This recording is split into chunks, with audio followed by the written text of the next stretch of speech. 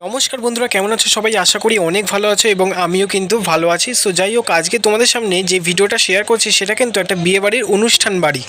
তার মধ্যে আছে বিভিন্ন ধরনের ডেকোরেশন এবং খাওয়া দাওয়া। তো চলো ভিডিওটা শুরু করা যাক। তো গাইস, বেসিক্যালি কিন্তু এখানে ক্যাটারিং সার্ভিসের জন্য আর কি আমরা গিয়েছিলাম এবং এখানে দেখতে পাচ্ছ তোমরা সব রান্নাবান্না হচ্ছে ছাদের মধ্যে এবং ছাদের মধ্যেই কিন্তু খাওয়া দাওয়া সব সেটিংস করা হয়েছে।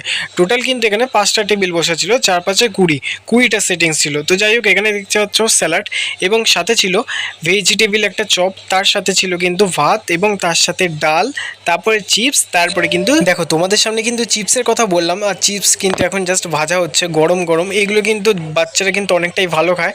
তো যাই হোক, আমরাও কিন্তু পছন্দ করি।